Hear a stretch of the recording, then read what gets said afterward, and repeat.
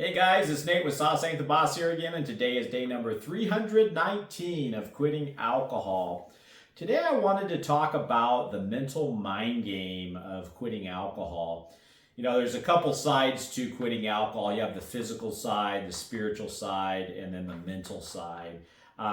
The physical side of quitting alcohol doesn't last very long. I mean, withdrawal symptoms typically only last a week or two if you're going to have any. For me, when I quit alcohol, I really didn't notice any major withdrawal symptoms. I kind of had some bad sleep for a while, but as far as getting the shakes for me and those types of things, I didn't experience. I can't speak for everybody, obviously, but you know, even if you do have those things and you go get treatment for those, major physical withdrawal symptoms, depending on how much you're drinking, eventually that stuff does go away. And then you're left with what, 99% of this whole quitting alcohol game really is all about. And it's the mental mind game.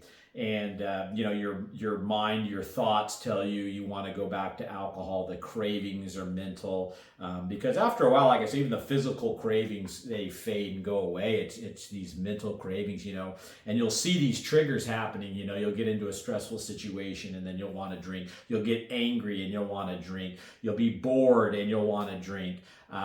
You'll be in a social situation and get uncomfortable and you'll want to drink. And this is all stuff that's going on up here.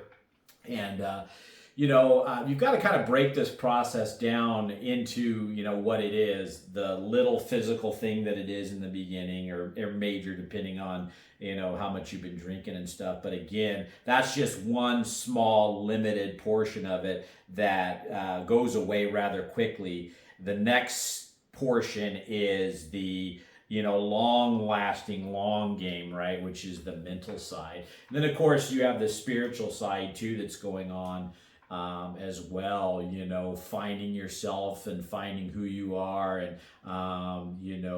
these feelings of doing what's right and following your heart and that kind of thing.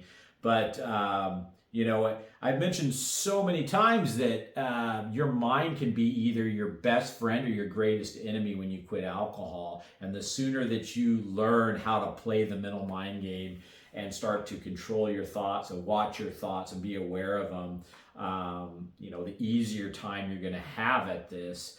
And, we get into a place with this whole drinking thing where, it becomes so habitual. I was talking with one viewer who had commented on it about how, you get to a place where you're dumping this alcohol into your body and you become unmindful of it. It's just like being a zombie or like, in some kind of trance where you don't even give much thought to it anymore, and it's so ingrained in your behavior.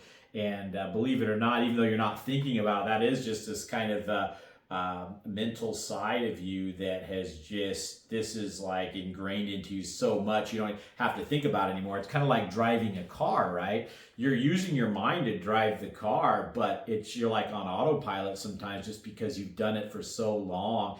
You don't think about, whether you're driving a manual, putting in the clutch. It just happens when you need to. And, you don't think about turning the key to start it. It's just something you do when you get in and you've got your putting on your seatbelt. A lot of times you don't even think about it. It's just a natural habit. And that's what, you're breaking is all this programming you've done to yourself mentally over the course of decades in my case. And so, the first step to, controlling your mind is being aware of your thoughts, being aware of what you're thinking about, and not being in that trance of being like a zombie where you're just habitually doing something again and again and again. Catch yourself when you feel the need to drink. Why am I feeling that way? Why am I feeling pulled to go to the alcohol? Give it some thought. Start to analyze those things and be aware of them and go, you know what? It's because I don't deal with stress well. I've got to learn how to deal with stress. Or maybe I'm bored and I just want to, numb my dull existence right now because I can't find anything to do. And I'm going to have to get up and actually do something other than drinking, And so, you have to do two things with this whole mind thing. You have to learn to control your mind, and you have to use your mind to analyze and look at things about yourself in this process. And for me, this whole thing has been 99% a mental, battle on most of the tough days and along the way. Like I said, for me, the physical game was pretty much very minimal, almost non-existent, and this mental thing has been the greatest obstacle, and it always was. Every time I tried to quit in the past, I would just be sitting there with these two sides of me mentally, the thoughts that stay the course, don't go back to the drink, and this is good for you to stay off of, this is what you want, you don't want to end up in misery again. This other side of you that's just like, you know what, this other life though, it sucks, there's discomfort that comes along with it, and you're not happy right now not drinking, are you? What's it gonna hurt if you go back to drinking again? You've already been drinking 20 years. Yeah, you might have a shorter life, but your life's better, when you're drinking, and all these lies and stuff. And you kind of wonder sometimes just where in the hell all those negative downer thoughts coming from the wrong place are actually coming from. It's like I said, you can't control these crazy outlandish thoughts that pop into your head sometimes, but you can control whether or not you're going to act on them. You can decide to shut those off, and through practice you can learn to start turning those off instantly, thinking about other things, getting up and do something, just being aware of your thoughts and being aware of the lies. And I think this whole thing,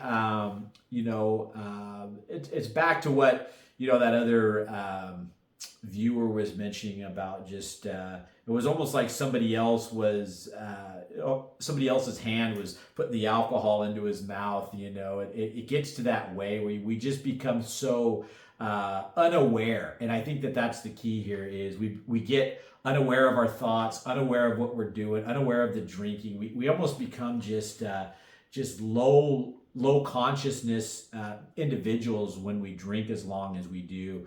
And we've got to get ourselves aware again, aware of what we're thinking, aware of what we're doing, aware of, being aware of the moment, not getting lost in our thought.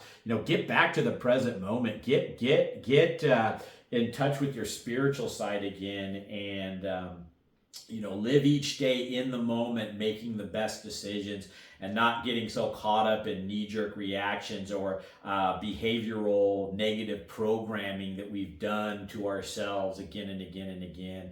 Learn to snap out of that trance. Learn to, and it doesn't happen overnight. It's like you catch yourself. A perfect example. It was the same. I've been trying to have better posture. I started this journey with this better posture thing when I was in Hawaii on vacation. And I just noticed people walking down the beach, and there'd be people that were in pretty good shape, but they were hunched over and walking slouched, or they looking at their cell phone.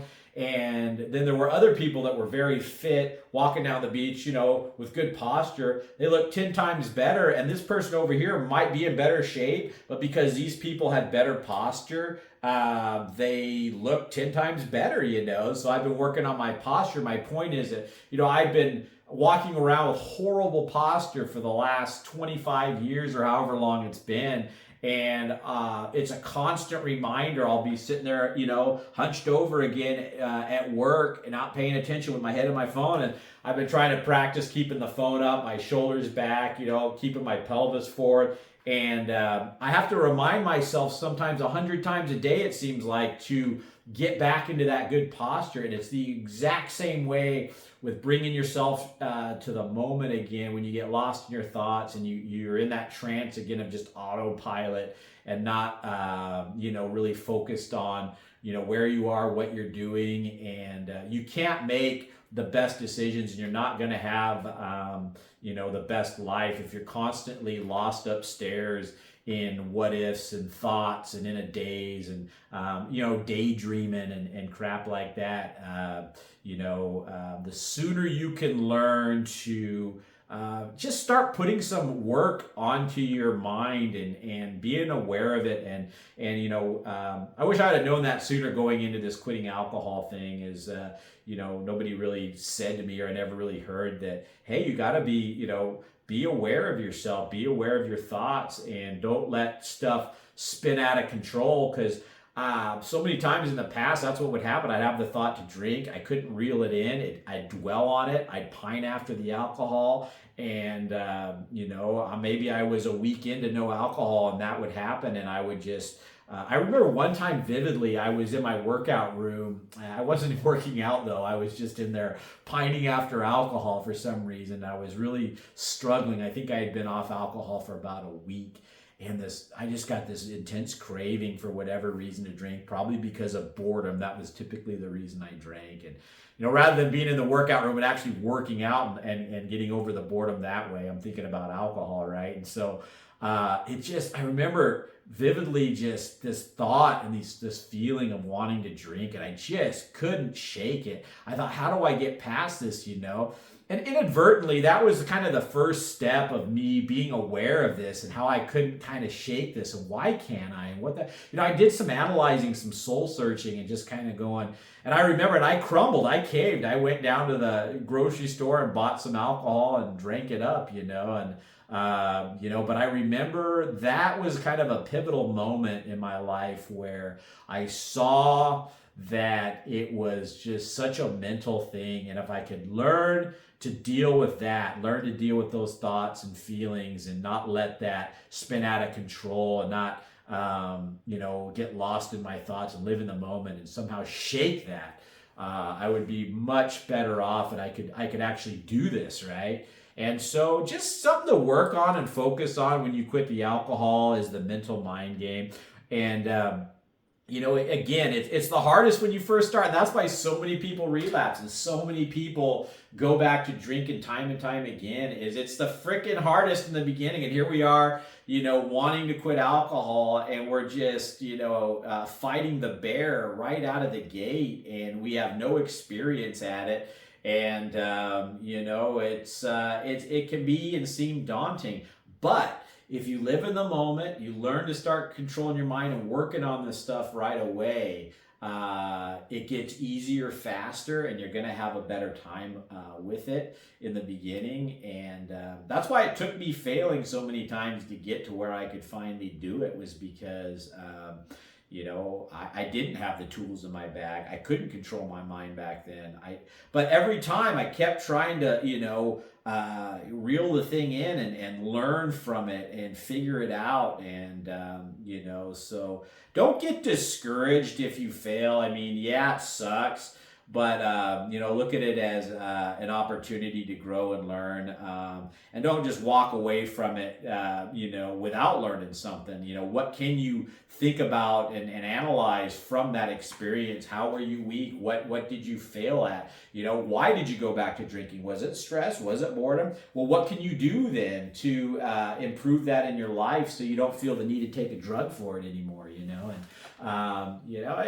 this process doesn't, come without its challenges of having to do some soul searching and having to think things through and analyze things and figure out, how you can do better. If we don't go into quitting alcohol with,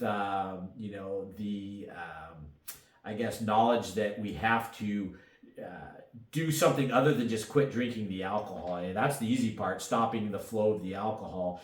We have to start looking at ourselves and focusing on, how we can not drink alcohol again by fixing the things that are making us want to drink in the first place, that are giving us the cravings. And a lot of that stuff is just pure mental garbage and lies and things that are, mind fabricates and stuff. So give that one some thought today, guys.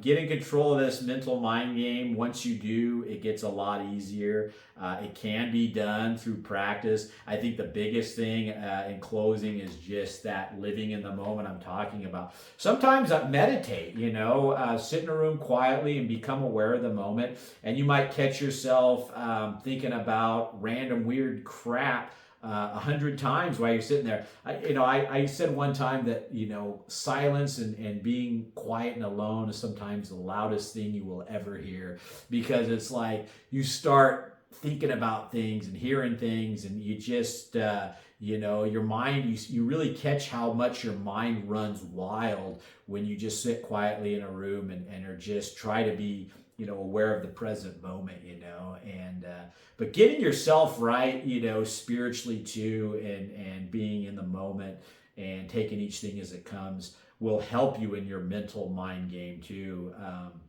If you can get your spirit right with living in the moment and not getting distracted and that kind of thing too. So kind of a deeper video today, guys, but all I can do is share, the experiences I've had and what's helped me, and hopefully you guys get something out of it. If it's not for you, then, move on. So that's it for today. If you guys are enjoying these videos, you know the drill. Give them a like, subscribe to the channel if you can, and most importantly, remember, sauce ain't the boss. You are. You guys have a great day.